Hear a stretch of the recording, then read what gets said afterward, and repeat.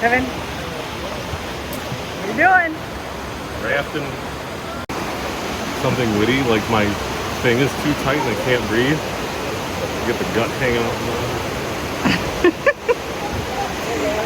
Going rafting.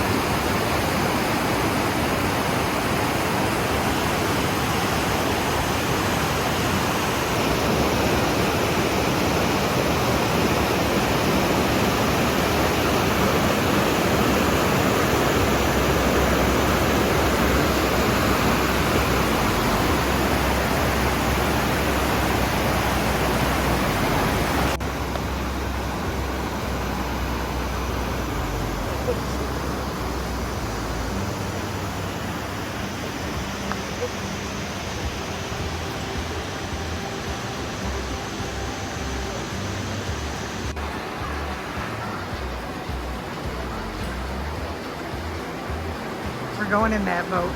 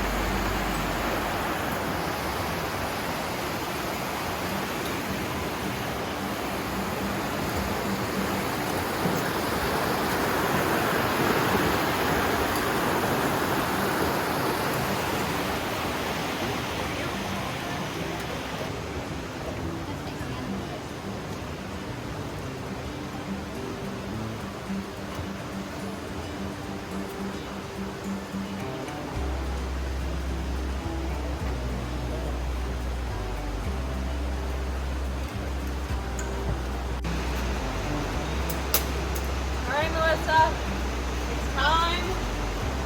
I'm getting my angry thoughts ready. Alright. I'm very angry. Alright. I feel bad. Alright, here I go. Oh! I can never throw the photo film and think angry thoughts. Get it in. That was my best one.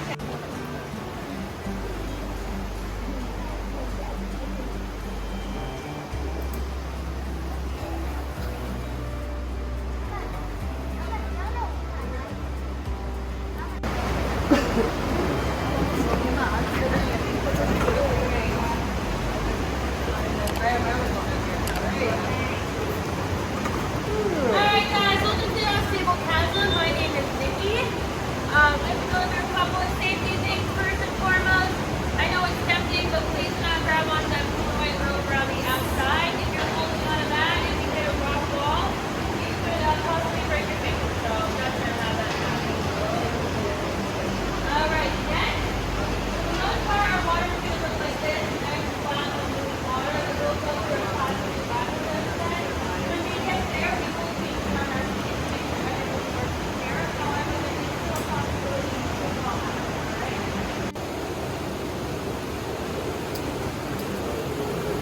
Hey guys, you guys all came separate together? We're together. You six together? And you guys came in after? Okay, you guys are gonna go to the next one, okay? Cool, my name's Chuck. You guys coming with me? Give me 1 second till the raft gets down there, okay?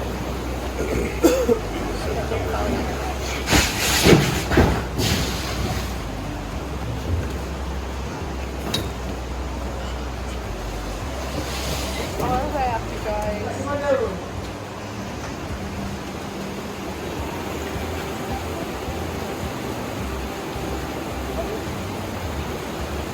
let's talk safety for a second here.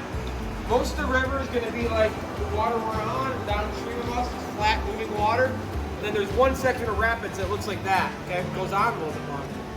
And it is shallow today. It means there's a chance to hit a submerged rock. And just right, someone could go overboard. I mean, we're talking once a year or something, but I still got to tell everybody, right? Anybody gone yet? I have. No. I've gone over in one of these boats. For that once a year. So, let's listen up real close then, since we know our chances are higher. If you fall out, you are going to lie on your back, feet first, toes up and nose up, right? Ride it out until the rapid calms down, and then we'll get you back in the boat. What you don't do, you do not stand up. Rapids.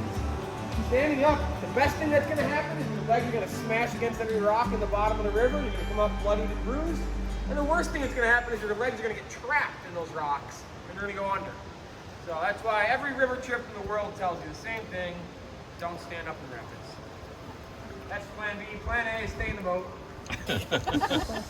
Got it. Yeah, I know, 'cause it's got cold and warm. Push timber downstream. So they dump the logs in from above and let the waters take it, and then any trees that get jammed, they have log jamming boats, thick wooden-walled canoes that get smashed into the trees or pry them out, wedge them out or whatever, and help push them down to Lake Champlain, or they tie them into barges. So once they cut every single tree and get them down, those guys ran out of jobs. But one of them got creative and said, hey, we can push tourists down the river instead of trees. So what they did is they tied ropes to the rock, and it would put a family in the log jamming boat, and then to get back up, they stayed in their boat and pulled hand over hand on the ropes that were tied to the rocks. No, thank you.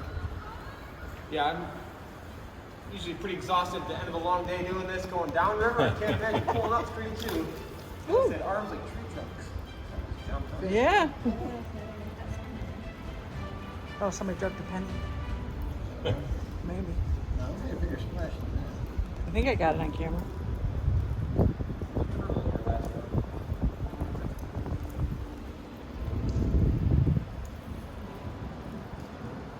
How many runs do you personally do every day?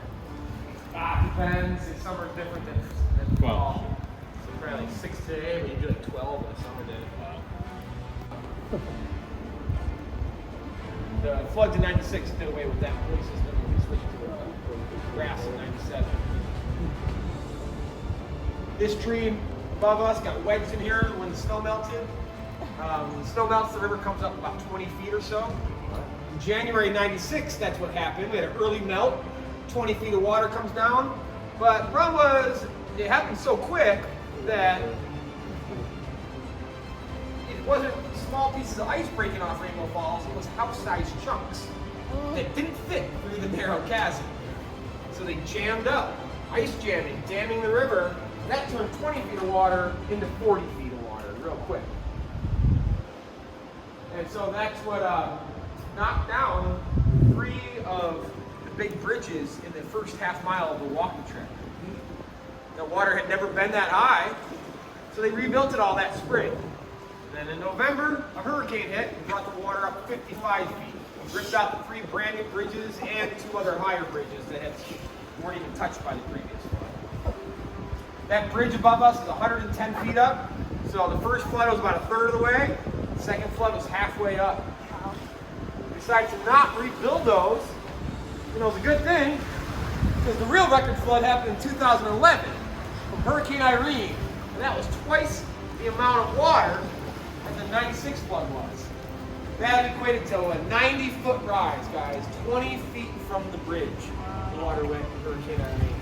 Yeah, this makes a cool pic looking straight up. This is a dried up waterfall known as the Sentry Box. The channel of the river that fed that dried up thousands of years ago. But as it was flowing, it carved out the box shape in the rocks, and it carved out one of the deepest parts of the river right here. It's 65 feet deep beneath us from the plunging waterfall. Probably cut it out nice and deep. And there was a mirror image. At one point, there would have been 2 waterfalls coming in from both sides. That would probably look identical until the wall fell over. Well, that's a broken needle.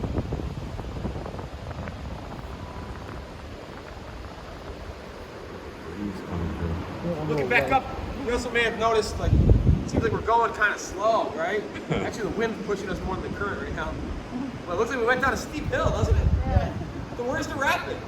Because when you go down the hill, that's what makes whitewater rapids, guys. So the lack of rapid is your first clue that that's an optical illusion. We didn't go downhill more than a couple inches where those ripples were.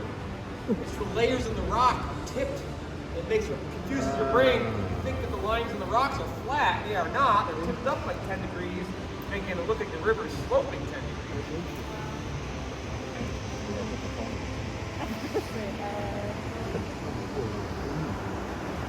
Around this corner, though, is not an illusion. We will be going down about 10 feet total for this rock.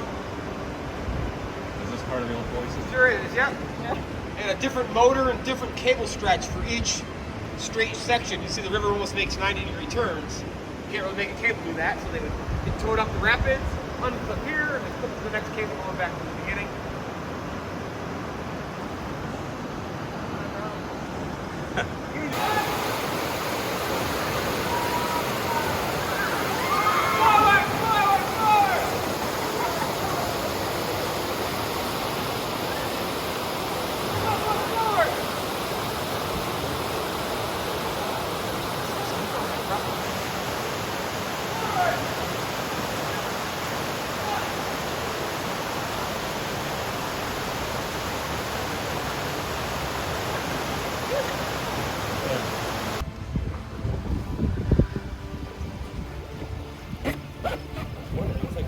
Dead on the right line I wanted to.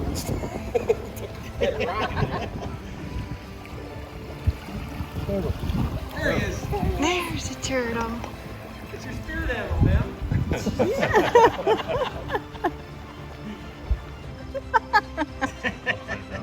An upside down turtle, yeah. Oh, Lord. Oh. Look at that one up there, though. With the whole web, the whole circle web. It is pretty cool to work that we did.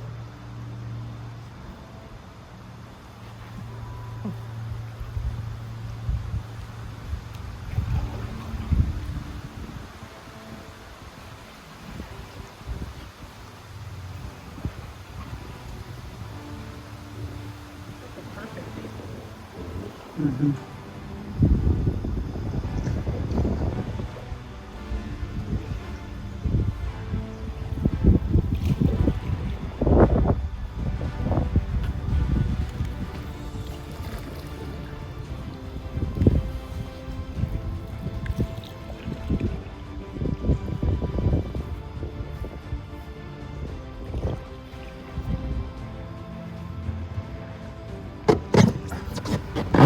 Take your foot out. Yeah. Oh, my toes hurt. I know my toe hurts. Untug. Before I give you directions, I need to know the time, because that matters. Who's got it? 3:39. Okay, so basically you have two 3-ish options. Top of the stairs there is bus stop 2. If you wanted to like walk through that big dry chasm, get the 30-foot deep mini chasm with no water in it, it's the orange trail. I'm going to bring you to bus stop 1, which is right next to the bridge we went under. The green trail will also bring you there, but that's, well, you've already seen that. That's just the rim. But it'll give you a view of the rapids we went through, okay? Both those trails bring you to that bridge. They both bring you to bus stop 1, the 15-minute walk. You can't go past that because at 4 o'clock, the entrance gate shuts down. So after 4, you have to leave via bus, and you won't have time to get there, so.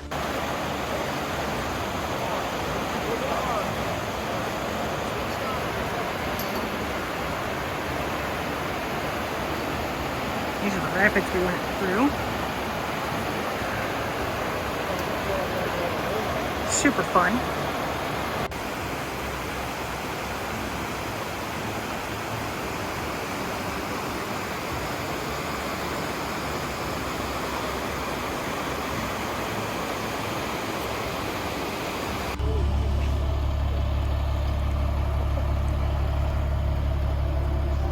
Bus ride back to the parking lot.